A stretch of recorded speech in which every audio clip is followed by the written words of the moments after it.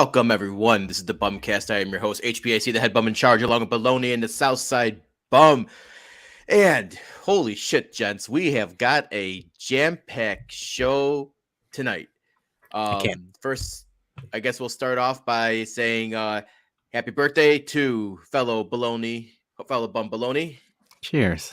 Thank you. Appreciate And- it. Appreciate everybody's well wishes. And Everybody's this is the first sip on air 880. of Baloney's Old Man's Pappy. We're gonna get a live. I mean, I'm not gonna say it's not good because I made it, but it's awesome. I'm gonna bring some to the wedding.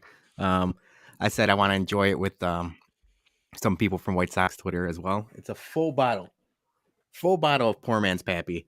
So yeah, it'll be enjoyed by all. But yeah, thank you everybody for the wishes and family members and everyone on Twitter and everyone that took time to say something. So I appreciate it. So did you guys have a good spooky season? Good Halloween for you guys? I did. My daughter is right at the age now where she is ready to trick or treat. And yeah, she had a huge haul. We went around my neighborhood, then Julie's parents' neighborhood, and then my parents' neighborhood. She went through 3 different neighborhoods, got a haul. She took all the candy. I had all the fentanyl, and it was a good time by all.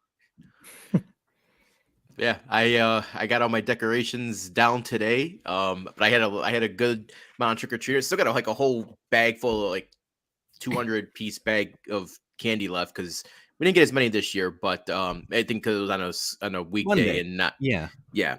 But a lot of good compliments on the decorations, so I'm kind of happy about that. So I have a question for you about that because we all know how much hard work you put in and time you put into all of that. Realistically, how long does it take for you to break everything down and put everything away? Is it a full day thing? Yeah, it's pretty much it could be when I used to take the day off of work before I would work from home. It would take me about a good 7 hours to dismantle. If I worked nonstop, it would take me probably a good 7 hours to take everything, put it away, disassemble all the props and everything. Yeah, there's a lot, and I still have a couple things up. I got everything pretty much the outside is done. So, but I got too much with working from home and then wedding stuff, so couldn't do it all today. But we'll get that broken down soon. So, thanks for everyone who's joining us in the chat so far. Yes, the Bulls won. Zach had a great fourth quarter. We'll try to get some of that talk in a little bit. I do want to mention we haven't talked Bulls, I feel at all, between the White Sox and the Bears news every week and stuff like that. We will be talking Bears, later in November once or Bulls. Yeah, we will be talking Bulls later in November, once the season gets. I mean, it's barely getting going now, but yeah, we're all excited. Yeah, they beat the lowly ass fucking Nets who fired Steve Nash today. So good to beat an already beaten team. And Kyrie only had 2 points, so that makes me. I saw our guy Herb Lawrence was talking about Ayu basically locking him down, and then he's going off. He's had a hell of a beginning of the season. Ayu. Yes, he has. So let's start with a little announcement. We tried to get this last week, but we had a lot of going on with having the 108 guys on and everything. But we're having our next watch party. It's at Jack's Place for the World Cup, Black Friday, 12 p.m. Games at 1, USA versus England. And breaking news, your boy, HBIC, is coming out of retirement for one night only, the bartend. So I will be behind the bar making your drinks. Might get a little heavy pour because I kind of haven't. Hell yeah. It's been a couple years since I've bartended. So if you want to get a little bit of extra half-ounce pour, you might want to come see me for a drink. Keith and Annie are listening. I'm an expert bartender. I will pour accurately. So nothing to worry about over pouring there. But I will be bartending, and we will be having a great time with the Outlaws watching USA versus England. Yeah, I'm excited. I know. I appreciate Jack's Place for opening their doors, and it was kind of my idea. For the longest time, I'm the soccer fan of the group. Johnny is too, but there's nowhere to watch soccer in the southwest suburbs. A lot of the times, a USA game, I'm driving up to the north side. I'm driving into the city just to watch a game. And I'm let's just bring some of that atmosphere here. And what I will say, if you're not into soccer, if you're not familiar with what goes on, especially during the World Cup and stuff like that, this is a perfect time to, just go to the game or go to a watch party, put a couple bucks on either side, but hopefully USA and just have a good time because it's awesome. it's a short, 2-hour commitment, and it's usually an awesome time. We're gonna be, pounding beers early. I'm gonna be it'll be my cheat day for sure that day. And it's gonna be fun. So we appreciate Jack, Keith, and Annie, and it's gonna be a fun time. And I will be pouring the shots. So what can't get any better than that. Brian S. I will say one thing: if you're not avid soccer, watcher or whatever, it is a very good experience to just go watch a World Cup game. I know a lot of people who are not very familiar with any of the teams that are in the World Cup or players or whatnot. It's just a different atmosphere when you're watching it. So I know it's going to be a great time. Good crowd, good people. Obviously, Jason's going to pour way too much liquor for everybody. So please drive safe or grab an Uber. So, but yeah, it should definitely be fun. Yeah, and I will say, even if you don't know anything about soccer, come be a patriotic American, and it's always fun to root against England. I'm going to say bad things about the Queen and now the current king. Fuck those guys. Yeah. Yeah. And welcome, Senior Socks. We didn't block you. What's up? All right. So big news, guys. This was probably one of the craziest days in Chicago sports in a while. Bears made moves. Sox made moves. We're going to talk Bears first. We're going to talk Sox in a little bit, but we got the big news of first, it was last week. It was Robert Quinn dealt to the Eagles for a 4th-round pick. Then we had Roquan Smith get traded to Baltimore for a 2nd round and a 5th-round pick. Okay, I like that move. We weren't going to re-sign him. Got a good 2nd-round pick. And then Poles finally gets some offense for Justin Fields and gets Chase Claypool, who we just traded our top of the 2nd-round pick for him. So just swap 2nd rounds for Chase Claypool. I got to admit, I like the trades. I think that 100%. Poles is doing the exact opposite of Pace, where Pace would overpay, and he probably would have gave like 2 picks for Claypool if this was Ryan Pace, or he would have went for Brandon Cooks or something. But top down, really love that we're stockpiling draft picks. Really love that he's not married to any of the guys that Pace drafted, and he's not falling in love with his players. He's not giving them crazy extensions, at least not yet. And if he knows that he's not going to keep him around, he's cutting bait and maximizing value, because Roquan's leading the league in tackles right now. And yeah, he doesn't play a premium position. He's still an outstanding player. And the fact that they got a 2nd-round pick for him, that's pretty fucking good. Yeah, man, I'm excited. We complained at the beginning of the year, especially in the offseason, that Justin Fields needed weapons. This is a weapon. This is a legitimate weapon. 6'4", fast as hell, physical, can go up and get the ball. And it just slides everyone down a scale. Now it's going to be Mooney and Claypool, or Claypool and Mooney, however you look at it.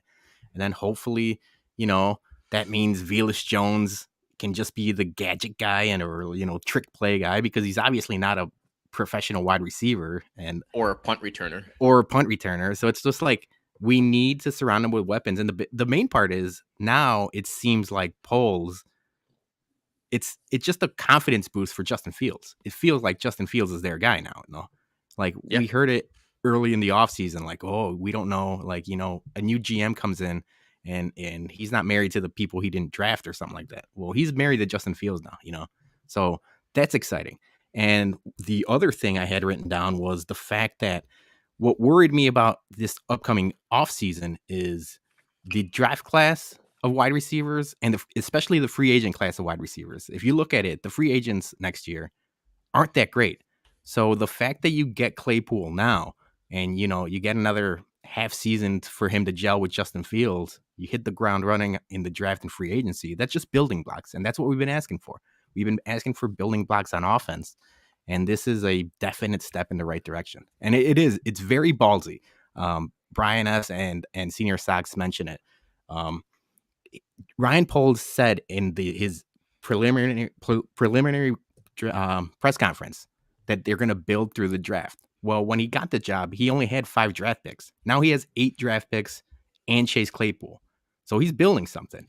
We don't know if it's going to work or not, but at least he has a vision and he's going through with it, which is all I could ask for. Yeah. And the thing that I tweeted out earlier, the thing that pissed me off the most was we traded basically the guy we should have traded for, the guy we should have drafted 2 years ago, but instead Pace was a fucking idiot and took Cole Kmet instead of taking Claypool when he should have. But I mean, whatever. Rights have been wronged. We finally got a good wide receiver. Now Mooney doesn't have all that double coverage or attention on him now. Is Mooney and Claypool great? No. Are they good? Yes. And let's hopefully Mooney can keep developing into a true like number one. I don't think Mooney's ever going to be like, your Justin Jamar Jefferson Chases or Diggs or Cooper Kupps and all that. But I mean, he's a poor man, Amari Cooper. Yeah, I'll take it. Johnny, you're a Notre Dame guy. You must be happy, right? That's what I'm wearing right now. Even though this is like when I got this was a Samardzija jersey, but obviously Claypool was number 83 as well too. I like to thank, first of all, before I even get into this whole Bears segment, I like to thank you guys. I had a recent eye surgery to remove a sty. We didn't even mention. But anyways, when I got out of the surgery, I had 50 text messages, and I didn't know what the hell was going on. Clearly, I found out later what happened, especially with the sock stuff, but we'll get into it later. I like the Chase Claypool move. Absolutely. 100%. Obviously, we might be a little bit complaining about, giving up a second rounder, but you know what? We already have a second rounder. I love the draft capital that we have right now. Poles is definitely putting this team into the right direction. So I'm all for what he's doing right now. It's trust the process at this point. A lot of when I was driving back home, I was listening to the radio, and you have some of these Bears fans that are pissed about it, saying like, "Oh, how come you're getting Chase Claypool?" Because of basically giving up a second rounder, or you could have got somebody who you're going to have as far as control, because I think he only has 1 year remaining, like 1.5 or something like that on his contract. Is that correct? So a lot of people are complaining. You're never going to please everybody, and that's the way it is. That's how life is. But for me as a Bears fan, I think we all agree. I just love everything that Poles is doing right now, and I can't wait next season when all the free agents are available, what he does with the draft. Because I think so far right now, I know this is only year one, a couple games and all that, but I do like some of the players that we have got, especially the corners that we got. Yeah, man, I just love everything he's doing right now. So I was kind of pissed off when I heard that the Bears traded their second round pick instead of just flipping the Ravens, because we all know that the Ravens are going to have a lower pick in the second round. I hope the Ravens lose every game now going here on out. But from what I heard, Green Bay offered a second round pick for Chase Claypool too. So, I mean, the fact that Ryan Poles just cut Green Bay, all right. I mean, yes, 100%. I'm all for cucking Green Bay. I mean, they probably do enough cucking up there in the forest enough as it is, but more of it, I'm for it. So good to see that Poles is being aggressive and making some moves, but hopefully this works out. I hope that Claypool has reminiscence of his rookie year. I mean, we all know that, and I'm sorry to Julie, we all know Ben had noodle arm last year, and we all know Mitch is throwing him the football now, or was. So let's hope that he gets that production he had in his rookie year under Justin Fields now, who's the last couple games, Bears put up 30 points a game. Fucking love it. That's some good shit I'm seeing on the field right now. Yeah, that's exactly one of my points I wanted to make about Chase Claypool. Obviously, if people don't know, my wife is a gigantic Steelers fan. We watch all the games, so I watched a lot of Chase Claypool. And we haven't seen the best of him, because you're right. We got him. He had 1 year of Ben Roethlisberger and then a year of farewell Ben Roethlisberger, which wasn't at his best, And then this year with Kenny Pickett and Mitch Trubisky, I think the best is yet to come for Chase Claypool. The fact that he's still young, we got him for a year and a half. I know people were complaining like, oh yeah, a year and a half of control. It's basically trading a year and a half of control for half a year of Roquan, because there was no guarantee we're going to sign him, franchise him. He could have walked. I liked it.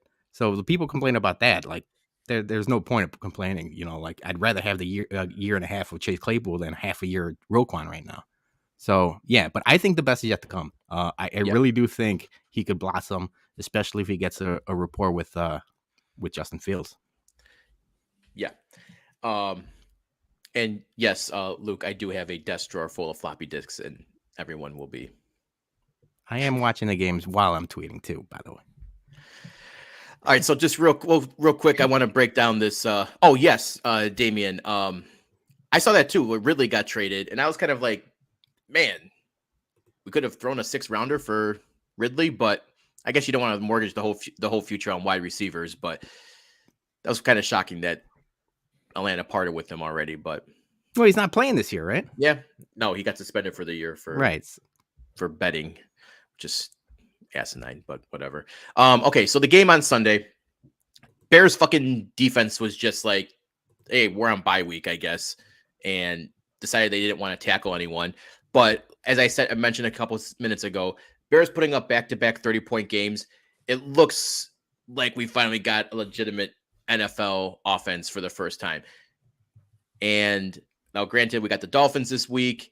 Tua and Tyreek are probably going to put up Tyreek's probably going to put up like 250 yards on his own. With Jalen Waddle too, man. I mean, Tyreek's leading the league in yards. Jalen Waddle is 4th in the league in yards. So I mean, they're high potent offense. Yeah, and with trading Roquan, with trading Robert Quinn, this defense is just going to get fucking run up on and thrown on, and it's gonna be bad. But Dallas had a very good defense too, and we still put up 30 points in them. Miami just traded for Bradley Chubb, so their defense is going to be a lot better right now. But if we can still put up 25, 30 points on the Dolphins, this might be the coming out party for Justin Fields. And now he's got Claypool, who's probably not going to play a lot of snaps this week. He'll probably get maybe 20 snaps or maybe some like go routes or something, whatever. But it's going to be another brutal game. But I'm just looking forward to seeing what the offense can do now, if they can keep on progressing and building off the touchdowns and the scoring. Yeah, I mean, that's what we've been asking for since the beginning of the season, right? Development. That's all we care about. This year, from now on, all I care is about Justin Fields' development and seeing that progression, because we were complaining, that Washington game was brutal. It was no fun to watch. We were there. It was terrible. But ever since then, it feels like Luke Getsy and Justin Fields are finally starting to get a rapport together, and Luke Getsy is putting Justin Fields in a position to win. The designed runs, all of this stuff, the moving him out of the pocket, all of the stuff they weren't doing at the beginning of the year. It takes time, like they hadn't been together except for the offseason. You don't get to do much in the offseason nowadays in the NFL. So the fact that Luke Getsy and Justin Fields feels like they're gelling together, that's what I care about. And then, yes, building with Claypool and getting to see Mooney. And then hopefully the ghost of Cole Kmet comes out again, because we get to see him once every 2.5 years or something. Maybe a couple more touchdowns. One touchdown every 27 games. Cole Kmet's scoring a touchdown every time I have a kid, basically. It's not a good average. So we need more out of Cole Kmet. Just real quick, just because I just got a text real quick. Avery wanted to watch me on the podcast real quick, so I just wanted to say hi to her. Just real quick. Hello, Avery. Okay, so hello, Avery. Daddy loves you. Anyways, are we obviously taking the over on this Bears Miami game? I think Miami. Yeah, because Miami's going to put up the over by points themselves or something like 100%. Yeah. So, yeah, man. I mean, with all the trades and all that, stuff that's been going on the past couple of weeks. I mean, obviously, yeah, I love seeing the progress, and obviously, I'm not quite sure if this was something that they were bringing up on ESPN. When I was listening to it, if Chase Claypool is actually going to play on Sunday. I'm not quite sure if he's going to have a couple of reps or just to get at least just a little his feet wet in the system. But either way, obviously our defense is definitely going to be depleted. We're not going to be the same. It's going to definitely be a rough patch these next couple games, or maybe towards the season. So, yeah, man. I mean, and everybody has to understand. I mean, it's just growing pains. Like, we're going to get blown out. It's just the way it is right now.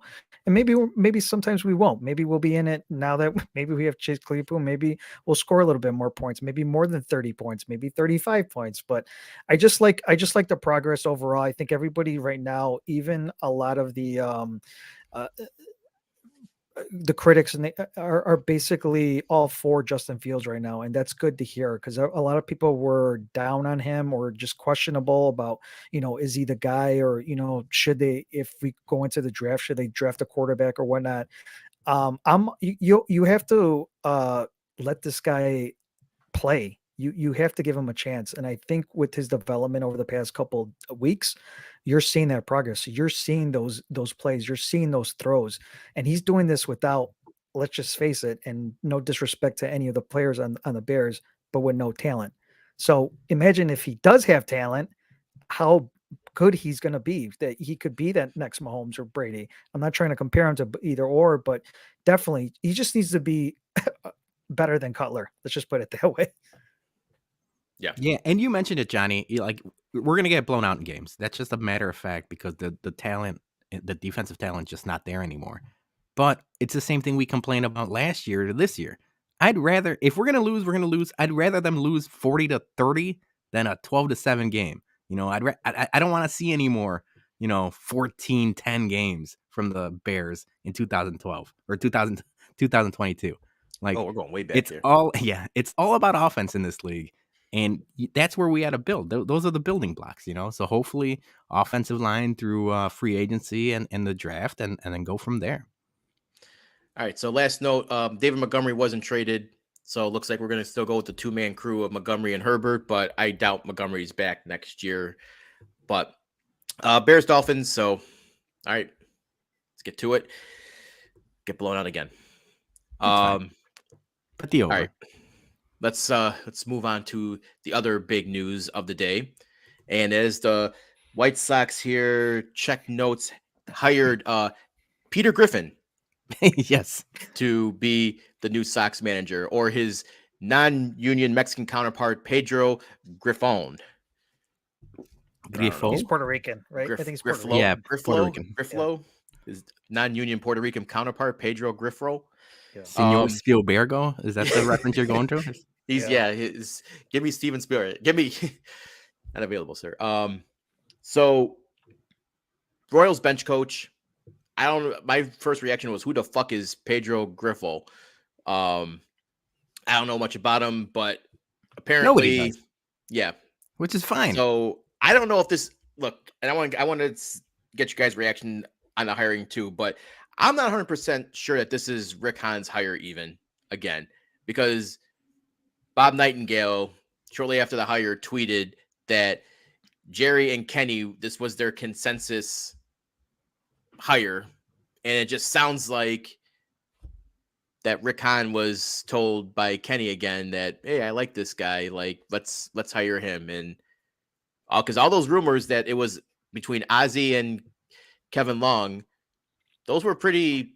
A lot of people were. I almost said Kevin Love again. Yeah, I thought you were gonna say Kevin Love again. That's what I was laughing. I almost said it again.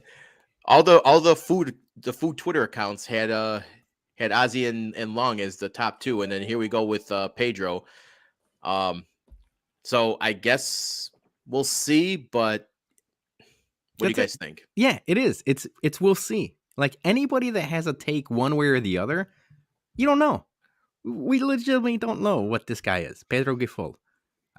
I'm going to give him a shot. I like it that he's outside of the organization, that it's not another nepotism hire, that it's not Ozzie Guillen. As much as I thought Ozzie Guillen would have been good to replace Tony La Russa in season last year, I was saying that because he has a history with the team and he knows these guys. I didn't want him if he wasn't like, a mid-season replacement. So yeah, I'm okay with this guy. Like, we don't know what he is. People complaining about like, oh, the Royals had a chance to hire him twice, but didn't. Maybe that's a Royals problem. The Royals ain't much better than the Sox historically. Obviously, they've had more success of late, but even then, like, I'm okay with it because it's unknown, and that's all I could ask for. I didn't want, AJ Pierzynski or Jim Tomey or Chris Getz or Ozzie or something like that. At least it's someone from outside of the organization. So yeah, like, I don't think you could have a take one way or the other. Like, if people are saying like this is a great hire, we don't know that. And maybe this guy sucks. Yeah, maybe that's true, but you don't know that either. Yeah, I'm the same way. Like, when I first saw that, I'm just like, I didn't know what to expect. I don't know what to think. I don't know what to. My reaction is I'm just like kind of like everybody else. I just don't know. But I will say this: regardless of whatever coach they got, if it was the coach that we wanted, okay, let's just say if it was a spotter or something like that.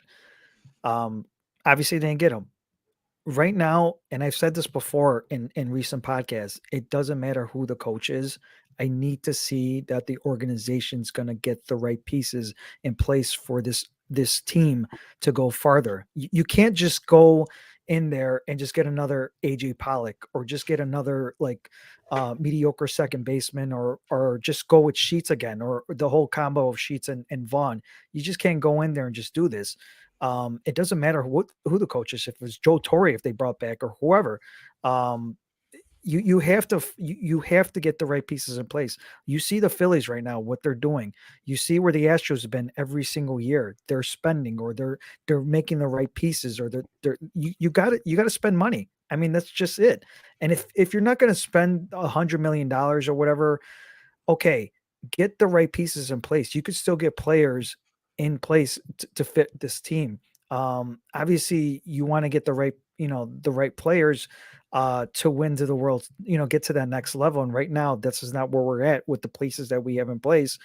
But you just have to be aggressive. And I just don't see that right now with this team unless they show me otherwise. Yeah. And well, like I said, we were going to talk some Sox offseason moves today, but with all the breaking news, we kind of punted that to next week. But a couple notes here. George Brett was on 670 to score earlier talking about the hire, and his deal is for 3 years. So pretty typical standard Sox managerial contract. Also, he is going to pretty much be replacing his whole staff except for Ethan Katz. He's been told he will be returning, which I think we all like, right? I think we all like. Get rid of every other bozo, but keep Super Joe. Sorry, see you. Don't let the door hit you on the ass on the way out. I can't. I'm happy. I don't like. They say don't celebrate people losing their job, but I don't want Super Joe near this team anymore. He just doesn't know how to send people. Miguel Cairo. I mean, thanks for job well done. And we always had those 2 weeks that we always had the second. Yeah, we'll always have September. But yeah, I think let's see what they do. I mean, now it's on Han. I mean, I was very critical. We all talked about this, critical of Han. I personally think he shouldn't have been brought back, but he was, and now he's making a hire. This seems like Ryan Pace in his lame duck year, drafting Justin Fields and making a whole bunch of other stupid. I mean, I'm not saying Justin Fields was stupid, but making a whole bunch of stupid moves before that. I don't know if I trust Rick Hahn to get it right anymore. I mean, we're watching Bryce Harper just and Schwarber just nuke home runs in the World Series right now, and it's like you spent $25 million on 3 shitty pieces of like Graverman and Joe Kelly and Laurie, and you could have had Bryce Harper if you just were fucking not so stubborn about giving more than like a 4 or 5 year deal to people. And they're always going to be their downfall. They need to change that mentality if they're going to actually. Well, that's on Jerry. I know, and it sucks, but I'm wondering if how much it's on Han too to like push back on his boss. He's a lapdog. Kenny Williams and Rick Hahn are basically baseball version of Garpax, and it's the same owner. It's the same thing over and over again. You know, they could stink all we want. We could complain about it all we want, but if anything, eventually Kenny Williams will retire and Rick Hahn will fail upwards, because that's what happens in Jerry Reinsdorf's organizations. He doesn't fire anybody. His loyalty, it has no ends. And yeah, like, I don't know, Rick Hahn hasn't shown that he has a backbone. He hasn't shown that he's, stands up to Jerry, even with this, hire by committee and stuff like that. Like, obviously we're not sure who had the final say. Probably Jerry. So yeah, like I've have no no reservations about saying like Rick Hahn is a lapdog. He's just a yes man. Like, he has no pull or say in the organization.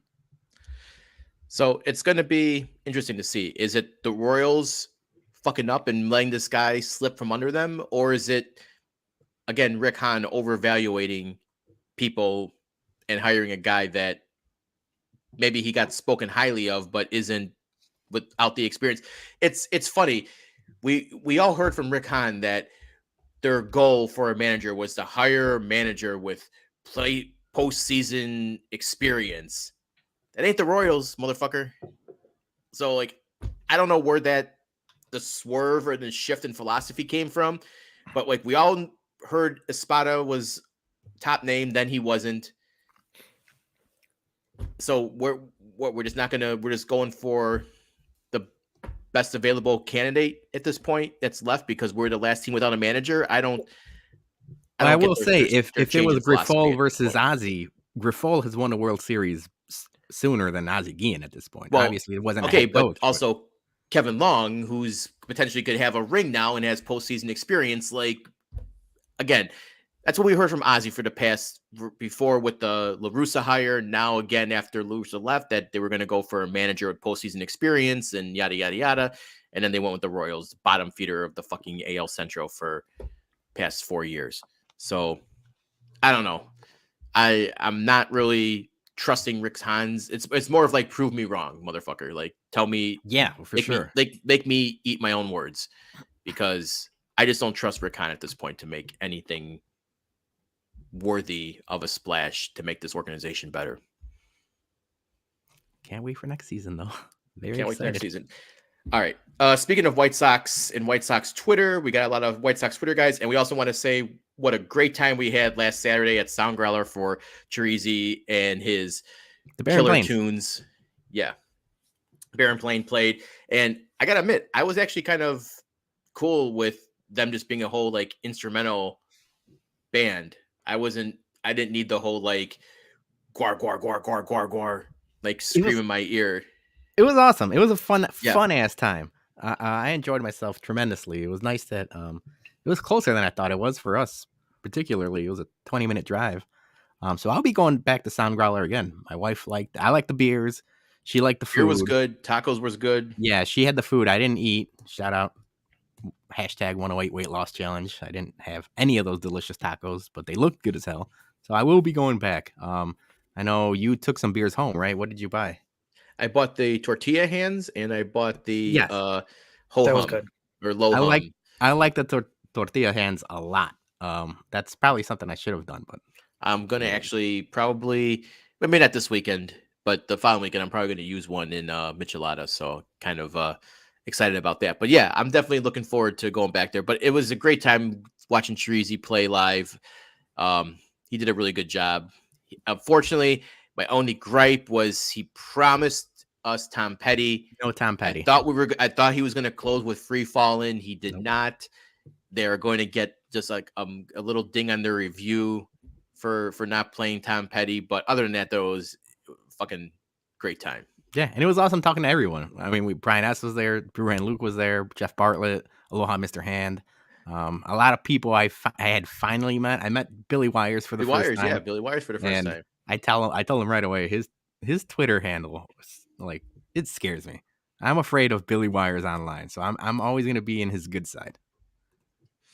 Yeah, and to everyone else that we met or may have forgotten, it was just and Joey P as well. Of course, the fourth bum, Joey P and Sandra. Yeah, they were. It was a great time. So we're happy that we got to see everyone, and I honestly, can't wait to hang out with everyone at 108 Day.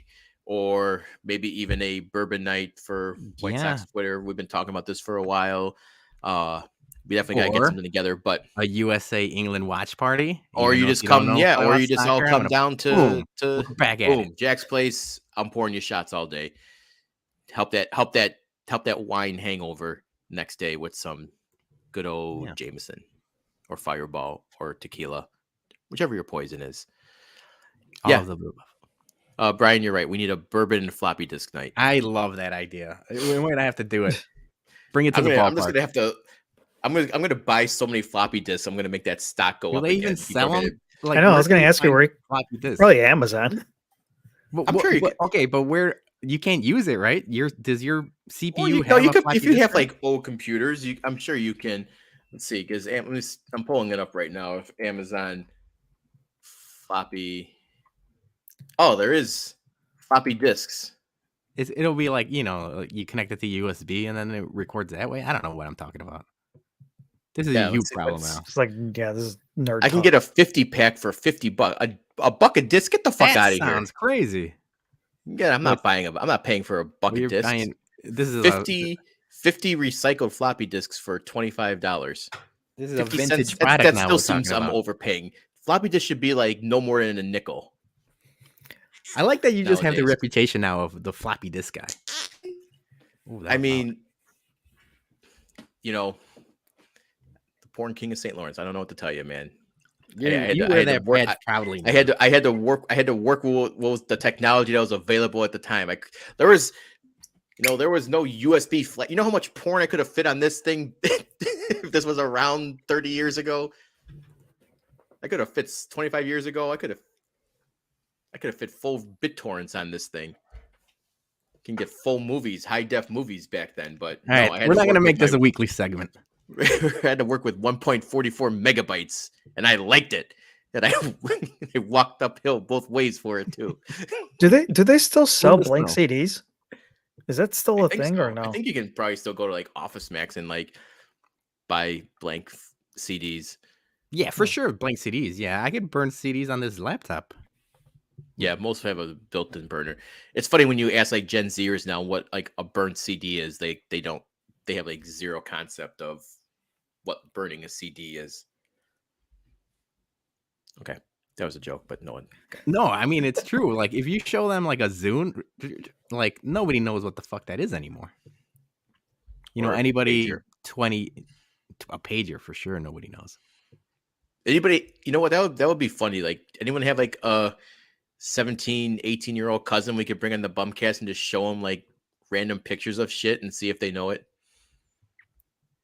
I like that. I mean, we have a million cousins. I'm sure one of them is young. Yeah. I don't actually know, right, Johnny? No. Yeah, that means we're getting old. Yep. All right. Speaking of getting old, so 4 days from now, this will be my last podcast as a single man. I mean, you're not single, but as a bachelor, right? Single, but in the eyes of the state, I am a single man in the law, the IRS. So yeah, 4 days. I am tying a knot to my lovely fiance Sarah, so who's on the chat as well.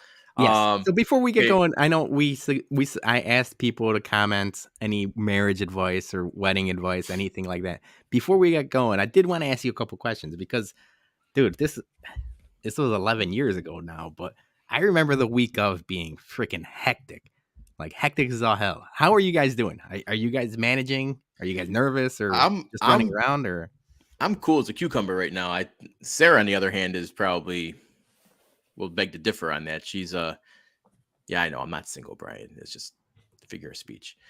Sarah's not. She's anxious and she can. I don't want to speak for her, but yeah. But I mean, it's a good nervous. I mean, I get it. But I'm calm. I just I want to get the day over with. Not in a bad sense. Not meaning in a negative sense, but like it's a lot of planning. It's a lot of stress. I would love for Sarah to finally take a break from all that and just relax and enjoy life and enjoy the fun times and the bourbon and all that good stuff. But follow-up question: are you making it harder for her? Are you being a little bit of a groomzilla? Because I can see you like throwing parties. You always like, the hosting and stuff like that. Yeah. And you always like things your way. Are you making it tough on her, or are you? I wouldn't say tough, and I wouldn't say I'm being a groomzilla, but there are a few things I have pushed back on. Yeah, she had panic nightmares on Sunday. That was not good. That's not good. Yeah. I was pretty adamant about the music selection because I feel like the people at weddings remember the music and the food. And sometimes the drinks. And I would rank them. I mean, food and drinks music and drinks go hand in hand.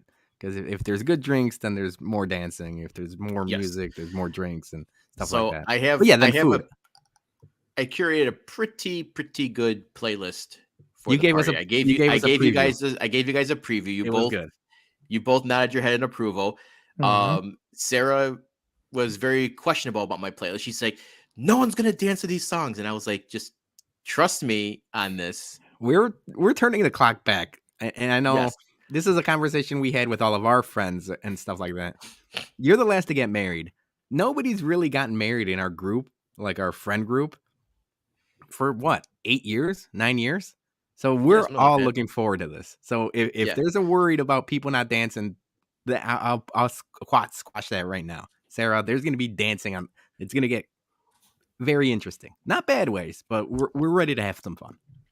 Yeah, I said, trust me. Like, she was when I gave her some of the songs in the playlist, she was kind of like, I never heard that song. I was like, don't worry, other people have, and other people will be dancing. So it's gonna be a good time. And then I made a couple of cocktails up for the party. So yeah, I'm ready to go. I'm ready to party. It's gonna be a good time. I'm not super stressed about it. I think it's gonna go well. I think it's gonna go smooth. We have all our friends there. We're all adults. We're not idiot 20-something-year-olds anymore who don't know what we're doing. We've all been through this rodeo numerous times. I mean, I think her biggest concern is I'm gonna get shit faced off Spiritus before the I do's, but I said I'm gonna. We'll be quarterbacking it. We'll make sure you're at least coherent, able to stand up. If not, and hey, I'm strong. Your friend, your best men are strong. We'll weekend at Bernie's you as best we can. That's right. And there will not, unfortunately, breaking news, there will not be any Informer by Snow being played. I didn't think that was a veto. I didn't think that was much of a dance song. There's a lot of songs that I think are good, like nobody house party. Like there's a lot of songs that are good house party songs, but that aren't like like high energy dance wedding songs. So yeah, that song is a little slow paced. Yeah, and nobody knows what they're talking about it. And all everyone knows is boom boom yeah. So will there be Tom Petty? Great question. There is Tom Petty being played at the wedding. It is Free Fallin'. How do you feel about Chumbawamba? You take a whiskey drink, you take a vodka drink. That's a good challenge. Play Chumbawamba, and then everyone in the bridal party has to do. I saw. Wait, this is a thing on TikTok now. It's like the tub thumping challenge where you have to take a whiskey drink, a vodka drink, a cider drink, and a lager drink back to back to back to back, and then you time yourself. So maybe that's something tailgate we do. Just do them at the same time, like glug glug. All right, let's pour them down a funnel. We'll do it post wedding. Yeah. The percolator. Now we're just getting requests. There might be some percolator, Jose. There might be some percolator. We got a cousin Joel. He's also a percolator fan. Yeah.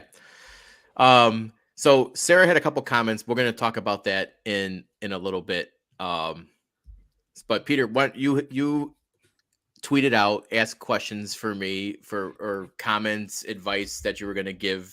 I did. We had some to give us. We had some serious stuff. We had some funny stuff. I appreciate everybody commenting and tweeting and Instagramming and DMing me. But the first one is, as always, by the fourth bum, Joey P, and it's a simple one. Happy wife, happy life. Put her first and yourself second. Thank me later.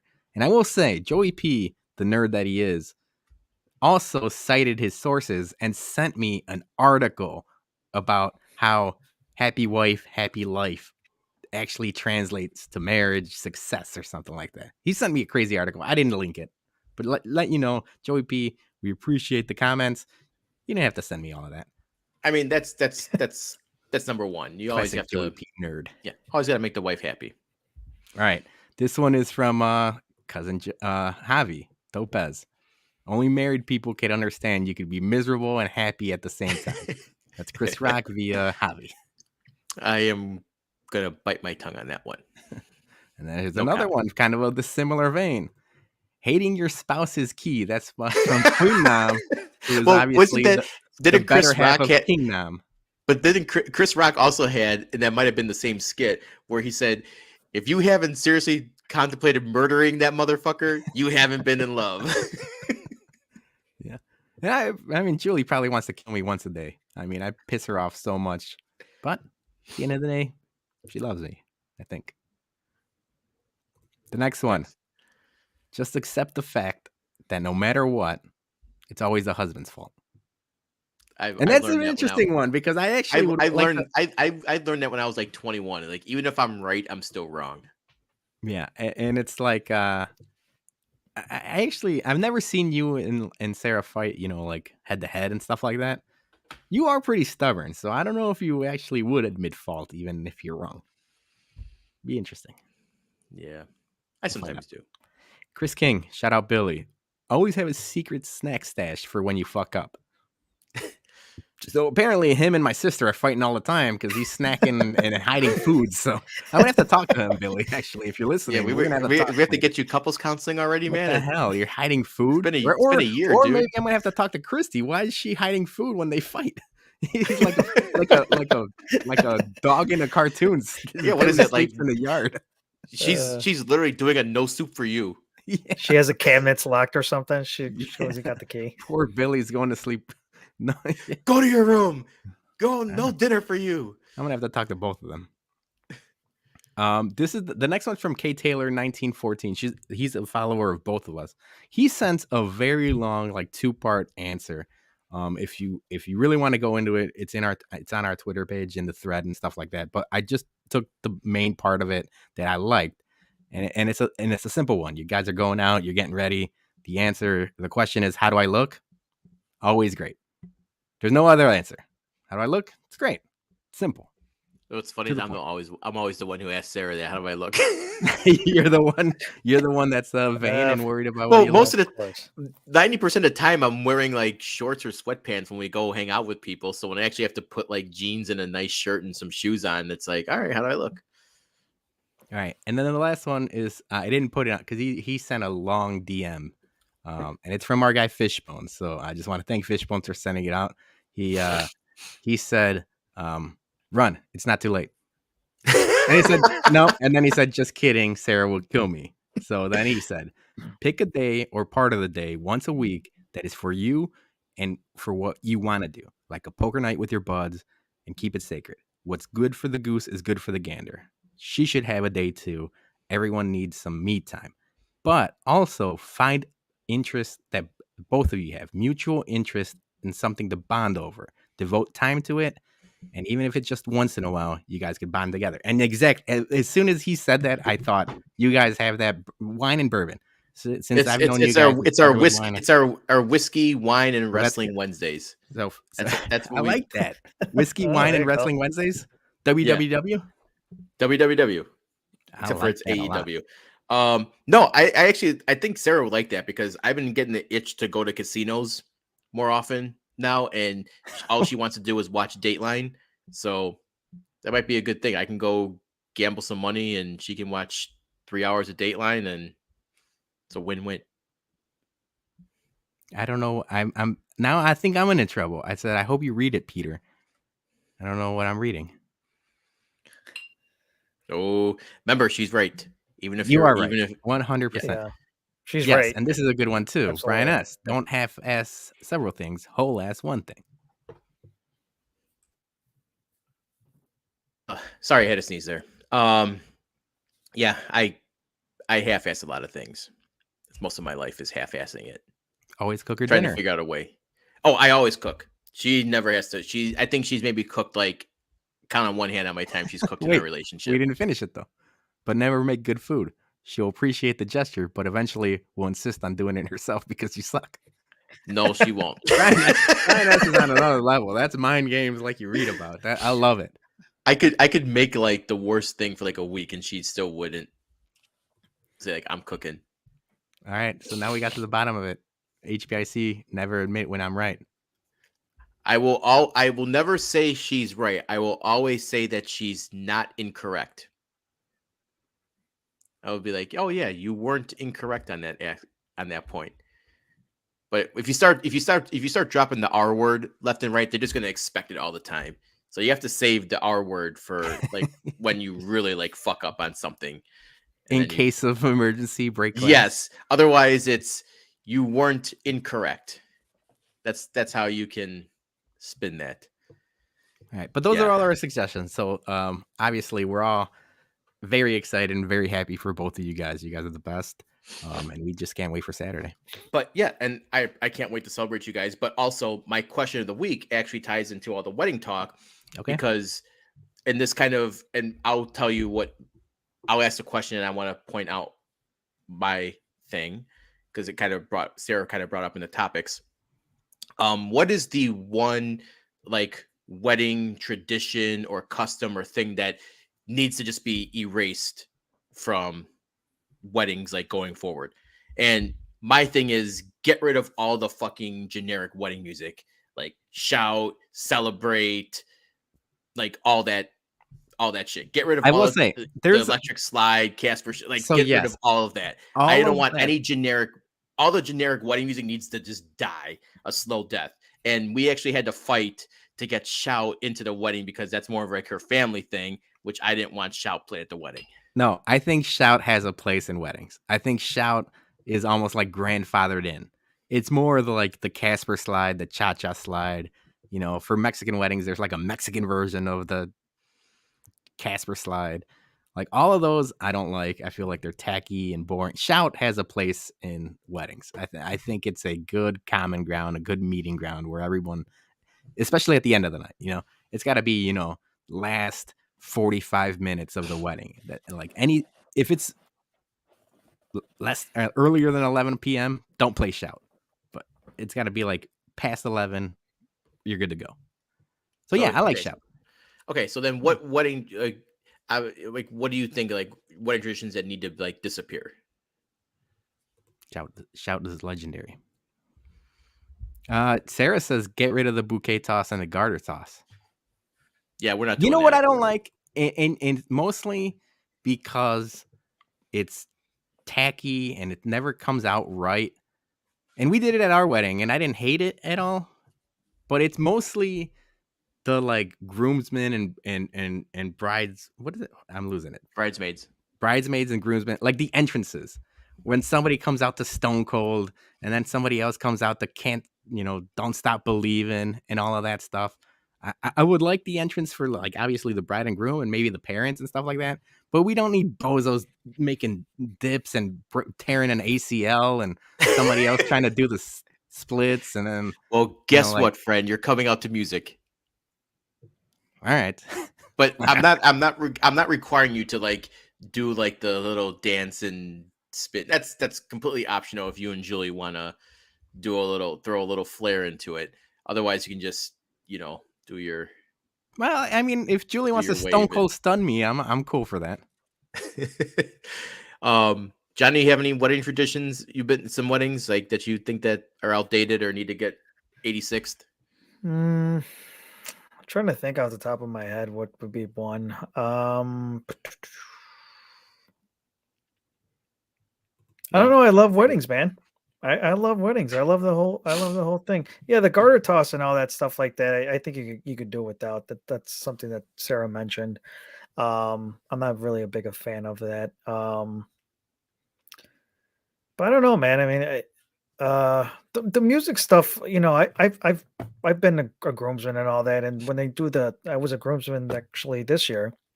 And we did the whole thing, like, you know, the whole dancing, and I don't mind it. Like, there's some people actually they go for it. I don't mind it. It's not something that I would say that, you know, it irritates me.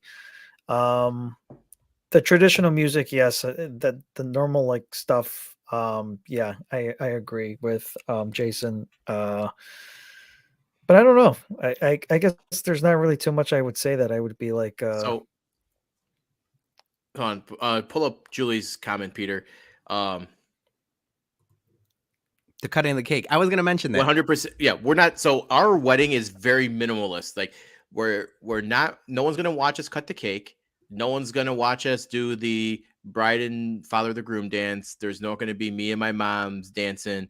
Like everyone's watching. It's basically once we do our first dance, and then the music hits for the dance party, it's balls to the wall for 3 hours. There's not going to be any, all right, everyone, stop now and let's watch these two people or whatever. It's you dance, 10:30 comes, taco cart, you drink, party ends, after party at the suite.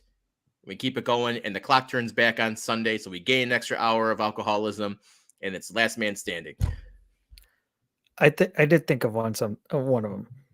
The whole get a fork or get something and hit the wine glass. Oh, the little pass yeah, ding, the ding, ding, ding, ding yeah. for Yeah, the. they like how many times you got to do that? See, you already kissed before. I don't need to see you guys kiss again. Nobody needs to see Jason make out. No. I don't think anyone wants to see Jason make out. No. So I don't think there might be like one, and then they'll be like, oh, dude, come on, Yeah. like, no, we don't need that. We don't need that. Or maybe like the first time they do it, you just go full like high school makeout session, and like everyone's gonna be like, no, we don't need to see that again, and then they won't. They won't do it again. One time We is just mentioned fine. Jason Yeah. make out, and we're losing followers as we speak, except for Brian S. Brian S is in. All right, I'll take a video. Julie, there's no songs with the bathroom break. You better pee during dinner, because once it starts, it won't stop. It's gonna be a marathon. It is. It's gonna be like Last Man Standing or like a Royal Rumble. You know, That's just right. last man standing. I like it. All right, last man or woman standing. so can't wait. All right, we're approaching the hour here. Let's close the show with some bums. Let's do it. I think he's a bum. I think he's an absolute bum. Because you're training like a damn bum, you know that? Bum. A bum. A bum. All right, time for our MVBs and our what a bums. I am going to start it off this week. My MVB is someone I never thought I would say MVB about, but Greg Popovich. For the other day when DeMar got his 20,000 point, he immediately called timeout and let DeMar have his moment and celebrate with the team and his old teammates, and gave Pop a hug and everything. I thought that was really classy and kind of cool that let DeMar like celebrate his moment by calling timeout. And he obviously, when he made that 20,000 point, he didn't need to call timeout, but he did. So that was a kind of a nice, classy gesture by Pop. I got two what a bums this week. My first is Halloween related. That's old kids who trick or treat still. Like, don't be coming to my door at 8:00 at night when you're fucking like 14 years old or whatever. Trick or treat. Also, frankly, sorry, I know this might sound a little, apropos to say or poo-poo to say. If you got boobs, don't come trick or treating either. Okay, you're too damn old for trick or treating. All right. I mean, there's people. Old man yells at cloud moment. Yeah, old man yells at cloud. And my final what a bum is Twitter followers. Stop deleting your Twitter accounts. I don't like seeing our accounts go down. Because Elon's in charge now, just stop. Just don't log in. You don't need to delete your Twitter account. Like, every time I log into Twitter, it's like we have like 2-3 less followers all of a sudden. And it's like, come on, just stop that. I don't like losing followers. People hating on us now. How many bots are you losing? I hope they're bots. I mean, it's probably those trick or treaters. It's probably those trick or treaters. Yeah. Probably the high school trick or treaters who. Yeah. Yeah. Now you Brian S. can't trick or treat at your house. I feel bad for him. Brian, you can come to my house. I will give you like the whole rest of my. You can come over. I'll give you the old 200 pieces of candy I have left. Oh yeah. All right, Johnny, go ahead. My what a bum. I sent you guys this direct. Is this whole soap opera of Giselle and Tom Brady and the whole divorcing, and Giselle's like, well, if he continues to play, I don't even know the whole story. It seems that's drama. The whole drama, just everything. There's a drama. It was just like flooded full of this story. Nobody cares. I got my own problems. You guys got your own problems. Like Tom Brady. I'm so tired of just listening to this whole drama back and forth. Like, they were just threatening. TMZ was reporting it. Like, just every single little thing was just about this. At this point, Tom Brady should just retire, man. Don't come back. You're not good anymore. I don't even know why you came back in the first place. He ruined his marriage for a fucking 3-win season. Yeah. I mean, what like I don't understand why he came back in the first place. That was my whole thing. Like you had nothing to prove. I mean, you're what, 45 years old and he still wants to say he wants to play even more till he's 50. I don't know what he's trying to prove. I mean that he's going to be the oldest quarterback in history. I don't even know if that's a thing. I don't even know if he would be the oldest quarterback or if he actually broke that. You know, I don't know if there's any other quarterbacks out there that's older than 45 that were still playing at the time. But I just don't understand this whole like drama. Like I don't care. I keep on I mute it because it's just something that I just like everybody has problems. I just don't understand it. So they're my what a bum because I'm tired of listening to it. And I tweeted out earlier this week that I want Giselle to just go out and bang the most random, average looking dad bod dudes out there just out of spite. Just don't like. Not saying go bang Pete Davidson or anything, but just go find some like random like Boston fan or something like Guy Fieri. Hey, oh, how you doing, Giselle? Like Mark Wahlberg. just yeah, no, don't not Mark Wahlberg. But yeah, I hope she just goes out and bangs the most random, average looking dudes just out of spite. That would make my cold heart warm. Yeah, maybe Giselle is the reason he came back. I don't know. Maybe. There's that old saying: no matter how good looking a woman is, someone's Johnny, always before- wearing her shit. Yeah, go ahead. No, I was gonna say before you go, I have to address this. Julie says marriage advice. I just came to our room and Bologna has old cheese and sausage on his nightstand. Marriage advice: don't do that, Jason. I found an old beef jerky in my work bag, like the like cheese and sausage links things, Wisconsin thing. Yeah, I left it out there. I should have thrown it away. That's What are my you bad. fucking like? What are you like Homer eating the hoagie? Like Well, I can't eat it anymore, so I took it out of my sandwich. backpack, so I didn't see it. I could never stay I'm on a mad at strict you. diet. Yeah, Maybe that's why. old Maybe folky. that's why Giselle's pissed off at Tom Brady because he leaves he left beef jerky old on the beef nightstand. jerkies on the nightstand. No, he's on Like, the I'm fucking TB12 tired of this. method. Well, if Yeah. I had a nickel for every time I left my sausage on the nightstand, All I right. have no nickels. All right, Johnny, who's your MVP? My MVP is actually I'm gonna just it's a group of people. It's I would say we're part of it as well too. Is White Sox Twitter.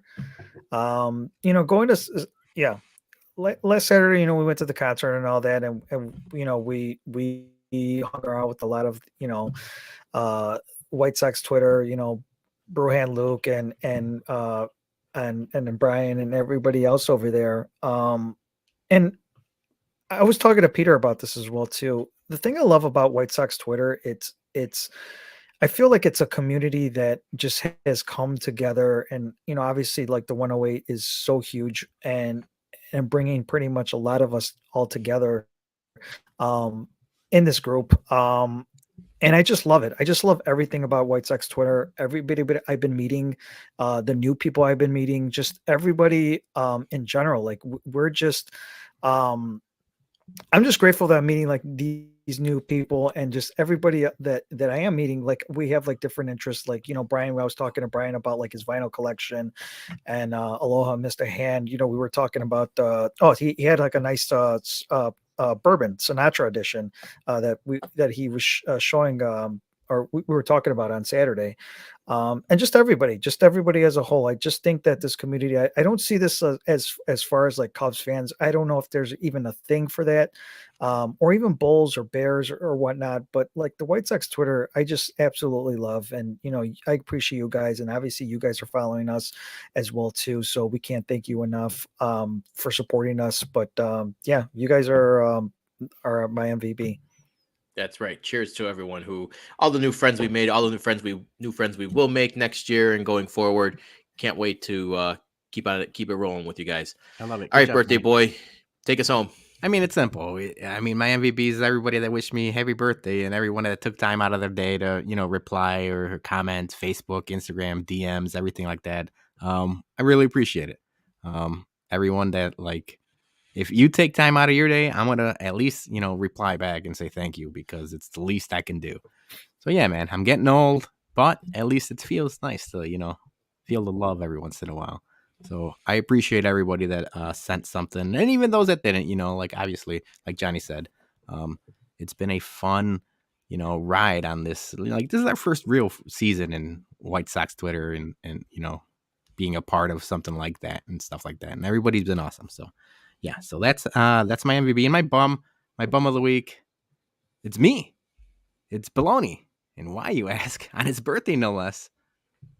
I decided, because maybe I should make you my bum of the week, Jason, for having your wedding on my birthday week, because instead of birthday cake, I ate a veggie tray and, fruits, because my cheat day is on Saturday. So it was the saddest fucking birthday I've ever been a part of. Not because of my family came over, we had dinner, and I ate healthy, and it was nice. I appreciate everybody coming over. But we had a candle that was just a literal candle, and then fruit and veggie tray. So that's on me. I mean, you can't celebrate a birthday that way. You know what, Peter? I'll try to get a piece of cake. Or actually, we're not doing cake. Yeah, I'm gonna. Just so you know, we're not. I want to have wedding cake. No, actually, I'm sorry, we're not doing cake though. What is that? Wedding flan? Fine, we're gonna have to bring a cake. Put somebody in the fridge so that we can. We're doing a cupcake tower. So you eat all those motherfucking cupcakes you want. Yeah. So yeah, the bum of the week is me for getting to the point where I can't have birthday cake on my birthday. So yeah, we're putting in the work. My cheat day is on Saturday. So yeah, I'm gonna indulge. Luke has a valid point. You go enjoy that meat and jerky, because that's carb free, dude. That is zero carbs right there. It is. It's not bad. That's all healthy for you. You go eat that meat. There we go. So yeah, bum of the week, baloney. All right, guys, that does it for another great show for us tonight. We thank you for all who listened, commented, tuned in, wish Baloney happy birthday. Don't forget that our watch party is Black Friday at Jack's. I'm bartending, and I will keep on reminding everyone for that. And we may or may not do a show this week, depending on how the weekend goes at the wedding, but we'll try to be back next week on our regular slot of Monday. And we have some special guests coming up and some surprises. So keep an eye on our socials for that, because we got some people our goal for the winter is to try to bring on more guests that we haven't brought on before. Mm-hmm. And we have a good amount of people lined up that I think you guys are going to enjoy for future episodes in different aspects and different points of view. So we're going to try to keep it nonsensical as possible. So yeah, guys, things coming. So keep an eye out. Things are coming. So yes, thanks again for everyone, and guys have a great week. Congrats, Sarah. Congrats, Jason. Thank you, sirs.